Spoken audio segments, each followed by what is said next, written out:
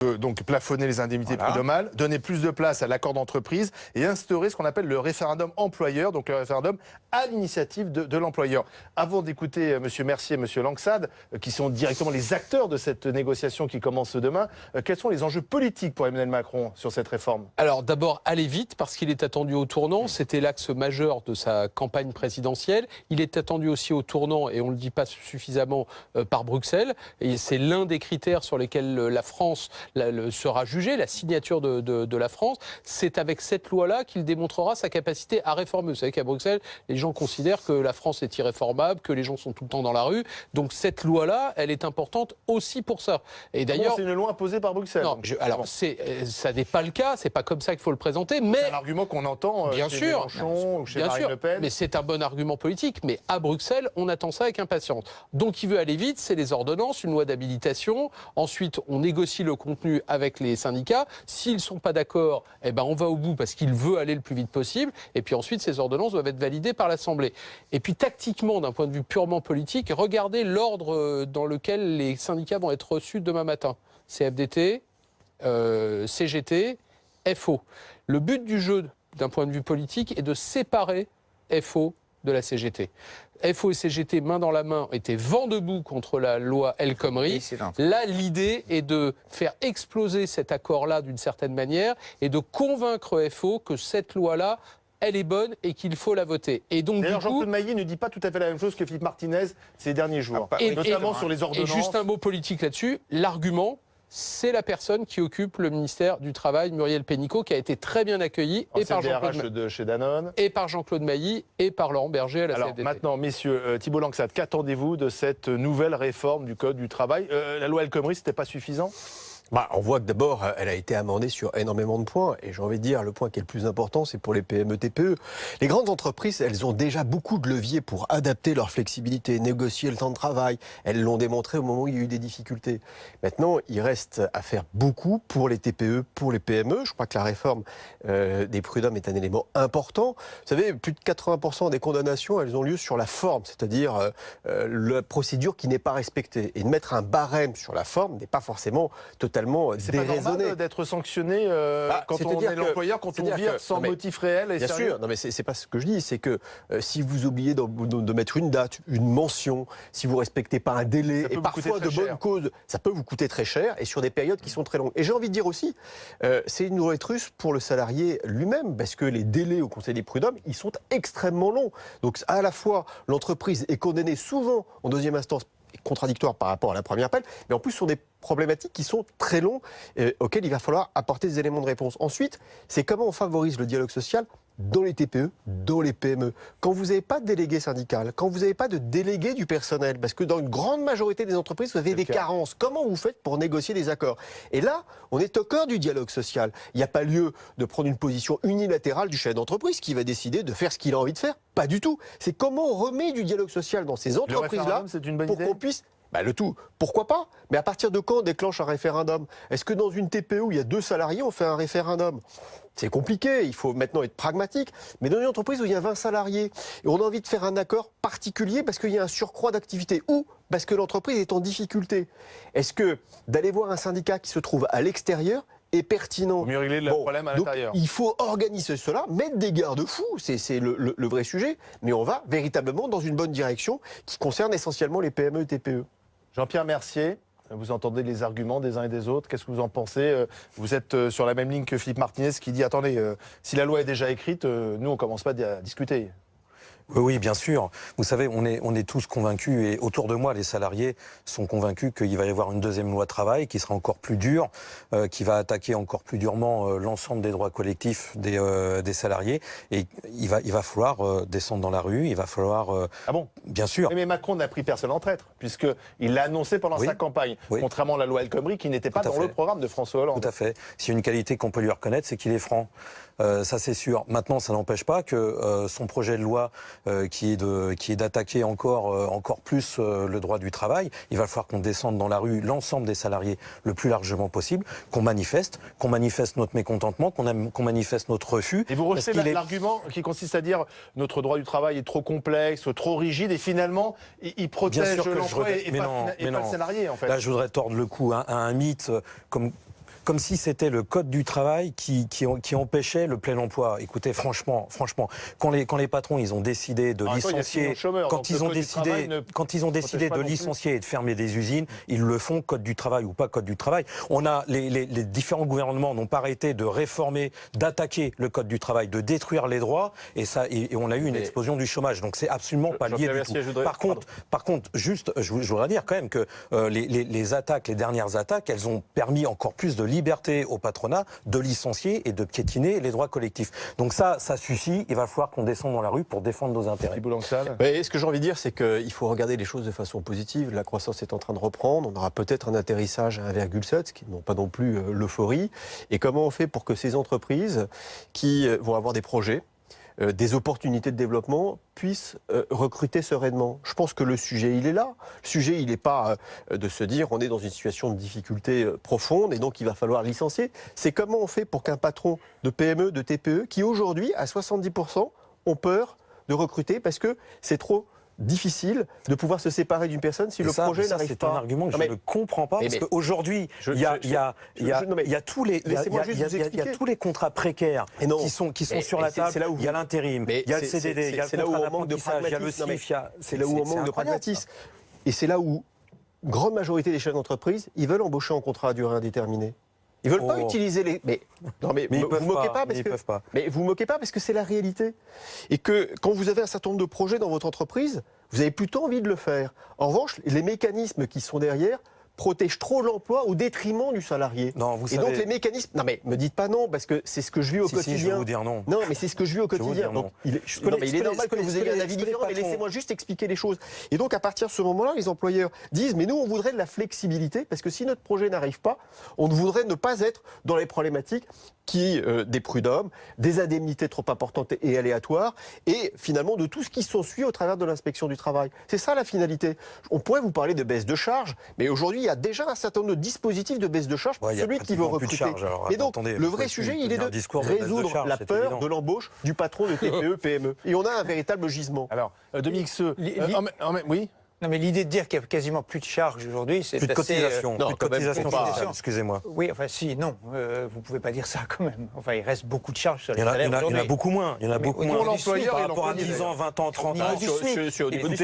Oui, c'est pour ça qu'il y a de plus en plus de smicards et que les salaires sont bloqués. Et qu'aujourd'hui, avec le blocage des salaires dans les grandes entreprises et même dans les petites, il y a de plus en plus de smicards. L'enjeu, c'est quand même de savoir effectivement si les choses vont aller un petit peu plus vite. Parce que ce qui stresse les milieux économiques, il y a les dispositifs, il y a les craintes pour pouvoir licencier s'il le faut quand il y a une baisse d'activité. Mais c'est entre le moment où une réforme est annoncée par les pouvoirs publics et le moment où elle entre en vigueur. La loi Macron, 4 ans.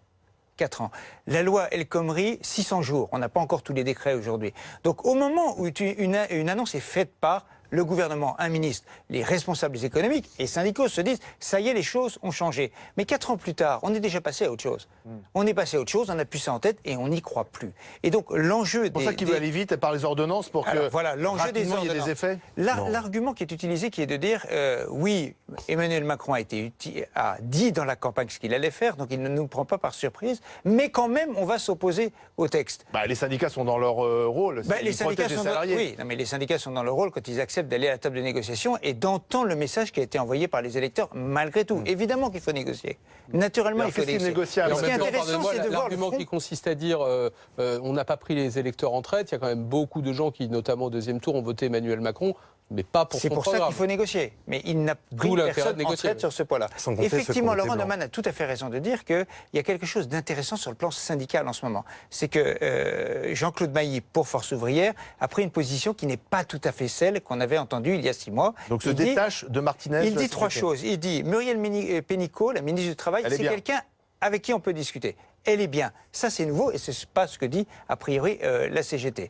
Sur l'inversion de la hiérarchie des normes, il dit il faut regarder, on a peut-être des choses à gagner. Et effectivement, dans la négociation, il est tout à fait possible de dire oui, l'accord d'entreprise doit être privilégié, mais la loi elle-même doit peut-être être revalorisée, aller vers le haut. Il y a peut-être du grain à moudre là-dedans. Voilà. Force ouvrière serait prêt prête à négocier, mais pas la CGT. Vous êtes arc-bouté sur un refus d'examiner les propositions Macron. Écoutez, je ne sais pas ce que Force ouvrière fera. Maintenant, quand on voit la nouvelle ministre du Travail, c'est évident Madame que... Pénicaud. Voilà, c'est évident que pour nous, elle a fait ses preuves. Elle a organisé des plans de licenciement, elle a organisé des plans de suppression d'emplois. Oui, c'est une DRH, c'est une patronne qui, de toute façon, ne fera pas d'autres politiques, va faire comme politique la politique de Macron, c'est-à-dire de défendre les intérêts des patrons aujourd'hui, de tous les employeurs, petits et grands, c'est évident. Vous croyez vraiment que ça va marcher la mobilisation? Je ne sais pas. De nouveau, les Français, en tout cas ceux qui étaient dans la rue au moment de la loi El Khomri, du combat contre la loi El Khomri, vont se remobiliser à la rentrée? Je ne sais pas. En tout cas, ce que je sais, c'est que Emmanuel Macron veut faire les ordonnances. C'est pas parce qu'il veut aller vite pour avoir des effets très rapidement. C'est parce qu'il a peur de la rue, il a peur des salariés. Il sait très bien que dans le monde du travail, va aller vite l'été. Il sait très bien que dans le monde du travail, sa réforme, son attaque, elle est déjà rejetée. Et qu'il est dans la conscience des salariés, il est le candidat des banquiers, il est le candidat des riches, il est le candidat des grands patrons. Et ça passe pas. Sur les ordonnances, pourquoi les ordonnances? C'est vraiment pour aller vite ou c'est, comme le dit Jean-Pierre Mercier, parce qu'on n'est pas très sûr de nous? Les ordonnances, c'est clairement, ce que disait Dominique Seux, c'est clairement pour aller vite. Et attention, les ordonnances, c'est pas le 49.3, mais c'est pour empêcher pas la un même troisième tour procédure. social. Mais là, ce qui est intéressant, c'est qu'il est en train de rompre avec une de ses promesses, Emmanuel Macron. Il avait dit que normalement c'était le gouvernement qui présidait, qui gouvernait et que lui présidait. Or demain les syndicats ont rendez-vous à l'Élysée. Alors c'est pas lui évidemment qui va mener les négociations, mais ça veut dire que cette loi-là pour lui, elle est absolument fondamentale. Ça va être la première avec la loi de moralisation, mais c'est surtout là-dessus qu'il va être jugé. Il joue son quinquennat là-dessus. Pas tout le quinquennat, mais en tout cas sur sa capacité à réformer. Voilà, sa capacité à appliquer l'intégralité du programme qu'il a proposé aux Français. La question c'est de savoir si il commence par le bon sujet. Est-ce que ce sujet, l'ordonnance, droit du travail ou les indemnités de prud'homal, c'est le sujet sur lequel utiliser son capital politique? On peut en discuter. Il a annoncé maintenant, c'est trop tard. Il a dit que pour lui c'était ça, mais on pourrait imaginer que ce soit d'autres choses. On verra au résultat si la réforme, par exemple la CSG ou la réforme de l'indemnisation du chômage, ce n'étaient pas des sujets plus importants. Oui, mais Dominique Seux et Thibault Langsad ont dit depuis des années, il faut faire comme ont fait nos amis allemands, ces fameuses réformes qui vont assouplir le marché du travail, voilà, donner de l'air aux entrepreneurs. Mais est-ce que ça, c'est pas un vieux discours qu'on traîne depuis des années? Et aujourd'hui, en 2017, vous nous parlez encore de Schröder dans les années 90. On l'a pas fait. Oui. Donc maintenant, ce que je veux dire, c'est que maintenant, quand on regarde le taux de chômage en Allemagne et en Angleterre, ils l'ont fait, ils ont mis 10 ans. Là, il y a une volonté d'aller vite, mais une fois de plus, cette flexibilité, elle est un des éléments clés pour relancer notre compétitivité, relancer l'économie et, une fois de plus, drainer l'ensemble des PME et des TPE. Donc, la volonté de le faire vite, je pense que d'abord, on a bien vu ce qui s'était passé avec la loi El Khomri, qui était assez ambitieuse au mois de janvier, et on a vu la zone d'atterrissage. Donc, je pense qu'on a pu tirer les leçons. Je pense qu'il les a intégrés. Il a fallu quand même 2,43 pour la faire passer. Il n'en reste pas moins que la lumière a été ouverte et que la direction, qui est l'inversion de la hiérarchie des normes, est ancrée. Donc maintenant, il y a une volonté d'aller vite. Et ce qui a été très justement dit par Dominique Seux, il faut aller vite. Et si ce n'est pas opérationnel tout de suite, eh bien, on aura probablement raté quelque chose pour les entreprises. N'oubliez pas juste un élément psychologique, à mon avis, c'est que la loi Macron et la loi El Khomri, additionner, c'est peut-être la raison principale pour laquelle Emmanuel Macron a décidé d'être candidat à l'élection présidentielle. C'est-à-dire parce qu'il a vu